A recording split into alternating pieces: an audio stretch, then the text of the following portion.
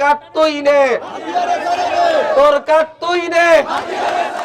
বিএনপির ঘোষিত ফ্যামিলি কার্ডের সমালোচনা করে নোয়াখালী ৬ আসনের ১১ দলীয় জোটের প্রার্থী ও জাতীয় নাগরিক পার্টির সিনিয়র যুগ্ম মুখ্য সমন্বয়ক আব্দুল হান্নান মাসুদ বলেছেন, ভাওতাবাজিরও একটা সীমা থাকা উচিত। এসব ভাওতাবাজির কার্ড না দিয়ে আগে চাঁদাবাজি বন্ধ করুন। সোমবার হাতিয়ার তোমরত্তি ইউনিয়নের তালতলা বাজারে নির্বাচনী পথসভায় দেয়া বক্তব্যে তিনি এসব কথা বলেন। হান্নান মাসুদ বলেন, আমরা প্রচারণায় লিফলেট দিচ্ছি আর তারা দিচ্ছে ফ্যামিলি কার্ড। এটা ভাওতাবাজি, কেউ বিশ্বাস করবেন না। মনে রাখবেন, আমরা হাতিয়াকে দিতে এসেছি, নিতে নয়। নির্বাচনের পরিবেশ নিয়ে এনসিপির এই প্রার্থী বলেন, আমরা সবকিছু গুছিয়ে আনার জন্য কাজ করছি, বিশৃঙ্খলা করতে নয়। যারা বিশৃঙ্খলা করার চেষ্টা করছেন তাদের আমরা ঐক্যবদ্ধভাবে প্রতিহত করব। তবে আমাদের লড়াই হবে শান্তিপূর্ণ।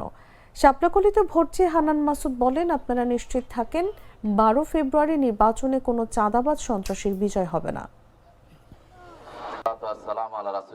আমরা এই হাতিয়াকে দিতে এসেছি, নিতে নয়। আমরা এই হাতিয়াকে গোছাতে এসেছি, বিশৃঙ্খল করতে নয়। যারা এই হাতিয়াকে বিশৃঙ্খল করতে চাচ্ছে, সন্ত্রাস কবলিত করতে চাচ্ছে, তাদের বিরুদ্ধে আমাদের একক লড়াই চলবে ইনশাআল্লাহ। আমরা আমাদের এই লড়াই মানে যে লাঠালাঠি করা তা নয়। আমাদের এই লড়াই হবে শান্তিপূর্ণ লড়াই। এই লড়াইয়ের মধ্য দিয়ে দেখবেন যেদিন বিজয় ছিনিয়ে আনবেন ইনশাআল্লাহ, সেদিন এই জনতা বিজয় হবে, কোনো লাঠিয়ালের না, কোনো সন্ত্রাসের বিজয় হবে না হাতিয়াতে, কোনো সাদাবাজের বিজয় হবে না হাতিয়াতে। হাতিয়াতে বিজয় হবে এ হাতিয়ার সাধারণ মানুষের।